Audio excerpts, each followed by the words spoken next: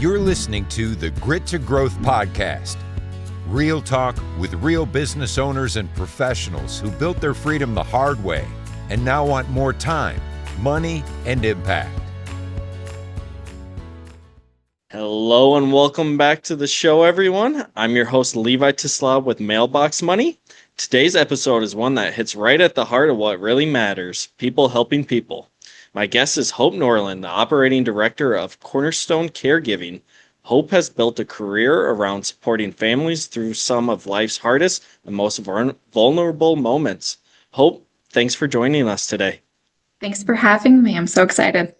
Yes, absolutely. Hope, why don't we get into a little bit of your personal background and let people know kind of your story and how you got to where you are today?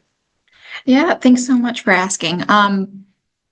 So when you're kind of doing like a career test when you're like in high school or whatever, I never would have thought I would have ended up.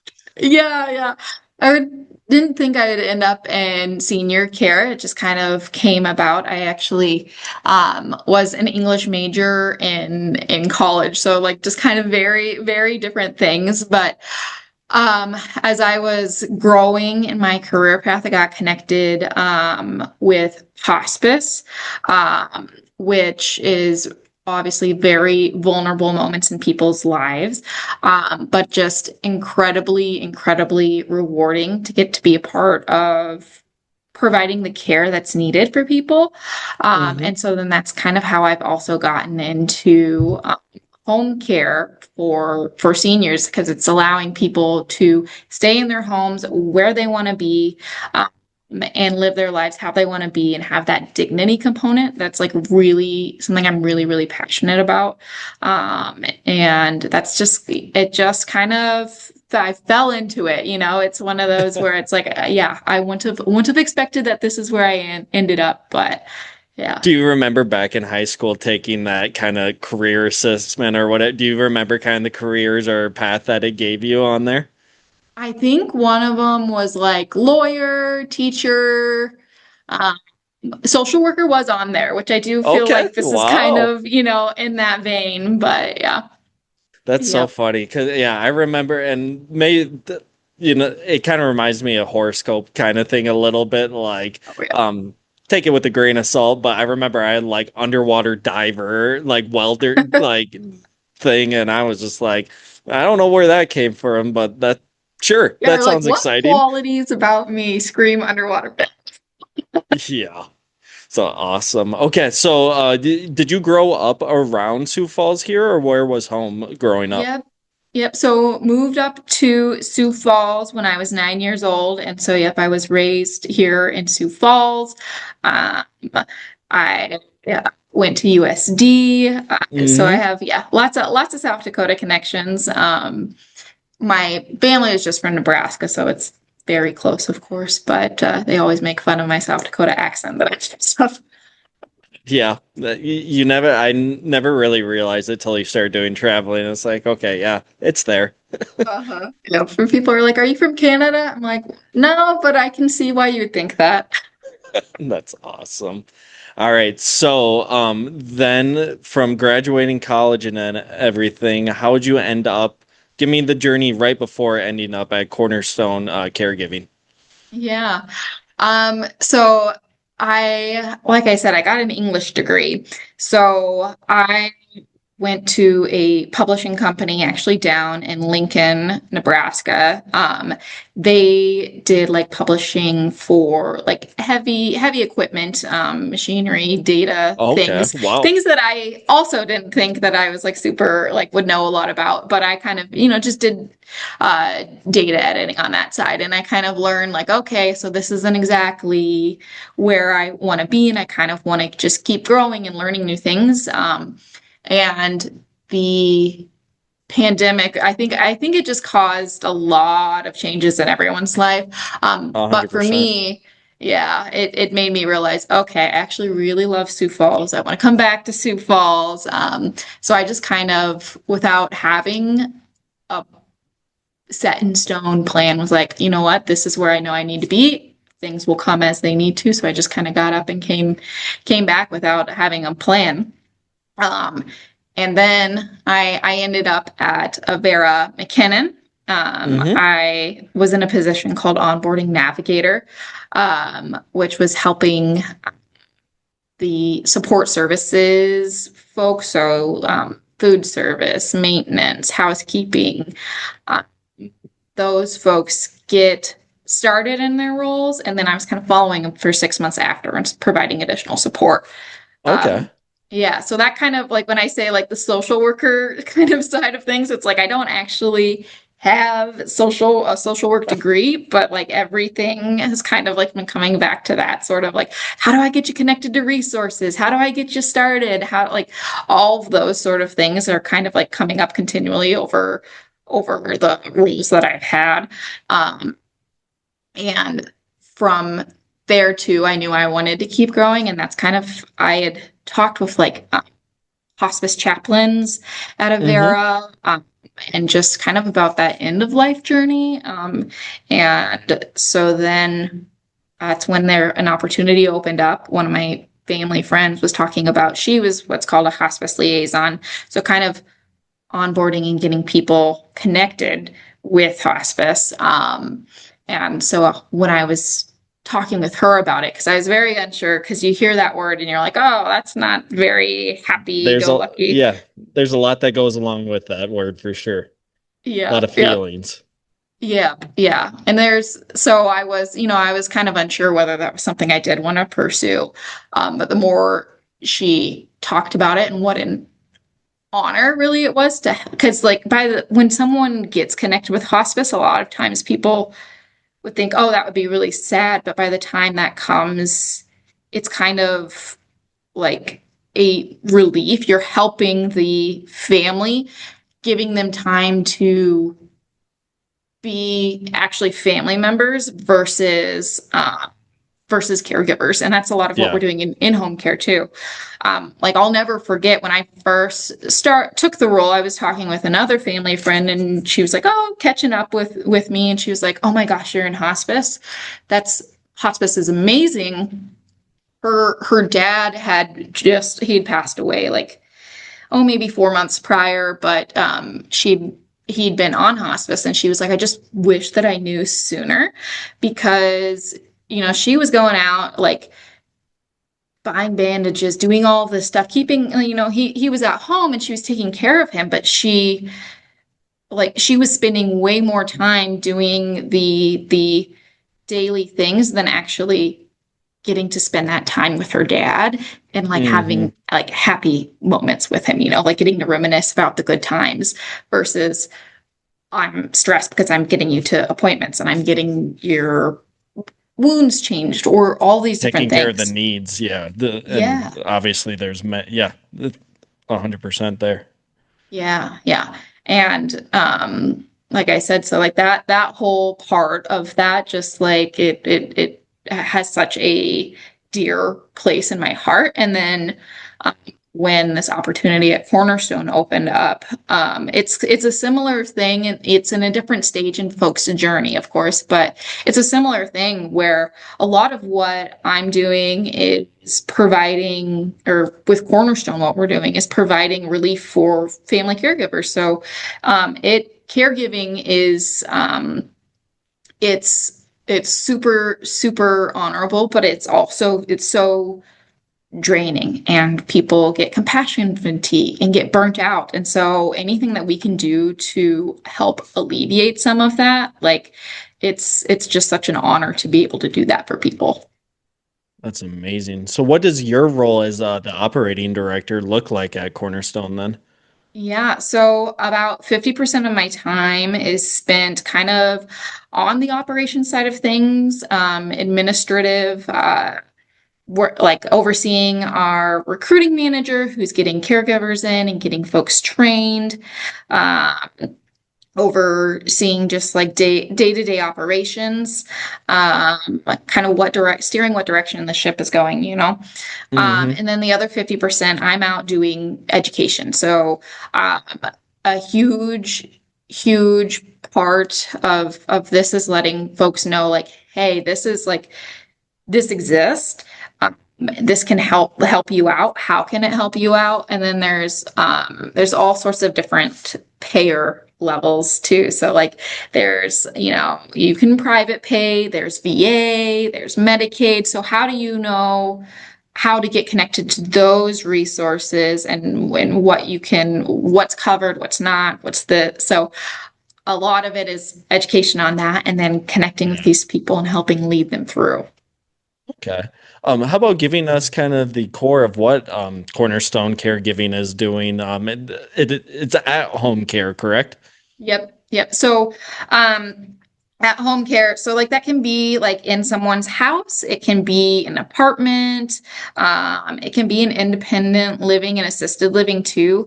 It's just the heart of what it is providing that extra support with activities of daily living. That's a phrase that is pervasive throughout long-term care.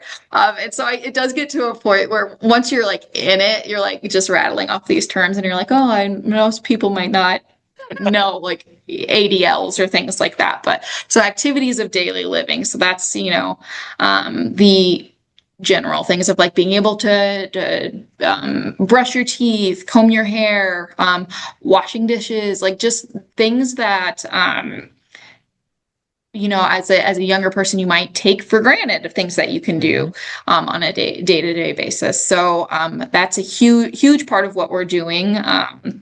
And like I said, a part of the education side of it too is, people often want to stay at home. And I mean, that makes complete sense. You don't, nursing homes absolutely have a place in the long-term care dynamic. There's people who that makes the most sense for. And then there's people who want to stay at home, and if they can and it makes sense, if there's like just, hey, I can't quite clean this anymore, and I have a dog but I can't quite take care of them, but it's for my quality of life. It's just a couple of things. And so if you can have home care come in and assist with those, and that means you get to keep your home and stay in your home and be as independent as possible, then like that's an amazing thing. Yeah, that's interesting because I think a lot of people, and definitely you're mostly thinking about the medical needs there and everything, but what you brought up, there's a lot of just personal quality of life things that you definitely take for granted that you might just need a little bit of assistance, and you guys provide that. Absolutely. Yeah. Very cool. So, kind of on your guys' team then and everything, I'm assuming you have like registered nurses. Is there some other like roles and stuff that you guys look for? So our staff, not all of them are CNAs, but some of our caregiving staff are CNAs. So they're with home care agencies. They can be non-medical or they can be skilled, providing those RN services, and we're falling under the non-medical side of things. So we're, like I said, assisting with those activities of daily living. So a lot of who we're hiring for caregivers are CNAs, but sometimes there's folks who just need companionship care too. So that's, could be family lives several states over, or they live far away. I've got a client right now who, sorry, I'm thinking of the best way to explain, has just a few limitations that mean that he can't, will maybe be forgetful of buying groceries and those sort of things. Okay. And his family members just live further away. Like they can still get down here, but not. They're getting older themselves, so they have limitations. And then with the weather, going on this time of year, that can be difficult to get down to Sioux Falls. So like what we do is we come in a couple times a week and just have those little things to make sure, like, hey, like a medication reminder, because the worst thing is if someone's getting something mixed up and confused, and then they're not taking their medications that they need. Yeah. So like if they just need someone to be like, hey, did you remember to take this in the morning? Perfect. Like then we're in doing that and they can continue to live independently. What are some things that you guys are looking for in caregivers outside of the like technical, some more their quality and traits? Yeah. I always say we're seeking caregivers with heart. So um ones who are really, because it can be, I mean, it's this way across long-term care, but with CNAs, um, they're dealing with the how do I word, like kind of the most people would not necessarily call it a glamorous job, but it's like one of the most honorable jobs in the world too, because you're helping people live their lives. Yeah, a Um, lot of fulfillment. Yeah, yeah. So we're looking for people who are compassionate, who are good at decision making. We deal a lot with folks who have dementia. And so, the folks that I'm hiring, you can't take it personally. You gotta kind of realize like them saying, "Oh, they never take care of me," blah blah blah blah, and it's like, yeah, you were there like last week. You showed up on time. You did everything right, but they don't remember, and that's the Hmm. disease. And so it's folks who have a thick skin, um, but then also have that compassionate heart too, because um, it's so important to honor folks' dignity, and help. If just standing by and allowing someone to do something, but being there to make sure that they're doing it safe, like you might be like, well, what am I here for? You're there just in case. So it's kind Hmm. of that's the sort of qualities that we're looking for in caregivers. Very good. What's something that you might encourage families who are gonna start looking into this to make the process a little bit smoother for everyone? hmm Um, I would say um, definitely doing research, kind of looking into.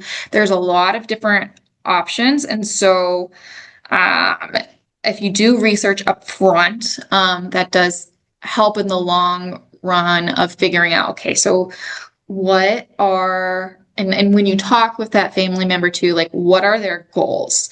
If because there's some folks who and I love them. They are like the only word is ornery, where they're like, I'm not going anywhere. I'm staying here. And it's like, okay, but we need to make sure that you're safe. That was my Um, grandmother, 100%. yes. Yeah, exactly. Like you're not gonna eat like yeah, it's fun. But so having those conversations like, okay, that's your goal. How do we make it happen? What happens if this happens? Like just planning ahead. I mean, I think sometimes, and this is what I ran into a lot when I was in hospice, because a lot of what I was doing there too was education of like, hey, this isn't a scary word. This isn't like, this is meant to help. Um, Hmm. yeah, oh, darn it, I kind of lost my train of thought, but Oh, no worries. um, oh shoot, but like education is so important. Do you kind of remember where I was headed or what I was talking about? Um, And just in the sense of, I think you were heading towards like getting people. The conversation is the important starting part yeah, with what before they can't have the conversation for themselves. That way, everyone's on the yes, same kind of page and has a game plan going forward. I believe right. it's where you were Yes, heading and with that that. does remind me of like, yeah, like talking about it doesn't mean you're inviting it into your life either. So I think is like as much as you can plan ahead as possible, like the better. So like that way people are honoring your wishes and doing what you want. If Yes. for any reason you're not able to, like if you do end up having dementia and you're not able to make those decisions anymore, that way like it alleviates stress on the family and it makes sure that your wishes are actually honored. Um, because the number of conversations we have about like, okay, I've got to figure out how to take away keys. I've got to figure out how to, all of these things, that it's like, if we can start it early and you never have to use it, great. But eventually things will happen, whether or not it's one way or another. Yep. So goes the human condition, right? Yep. Well, hope for those who want to learn more about Cornerstone Caregiving or the services you guys provide, where would you send them? So we have a website. You can go to cornerstonecaregiving.com/Sioux Falls. And so that'll have information about our office here in Sioux Falls. We are also on Facebook, so you can look us up there. And you can also just call the office and ask questions if you're thinking like, oh, this would actually be a really good service, or I just want to gather information. So our office phone number is 605-667-5959. And just give us a call. We're happy to answer, even if it's just like really minuscule question. So that's awesome. Well, Hope, thank you so much for sharing your journey and what Cornerstone Caregiving is doing today. I think it, like you said, it truly takes a person with heart to be in this work, and I think people can get that it is a fulfilling. It's hard work, but it's fulfilling work. So thank you for sharing your journey, and I appreciate it. Yeah, thank you so much. I'm so excited to get to share. Awesome. Well, thank you everyone for listening, and we will see you on the next one. Know someone with serious grit and a great growth story? Send them our way at grittogrowthpodcast.com/guest.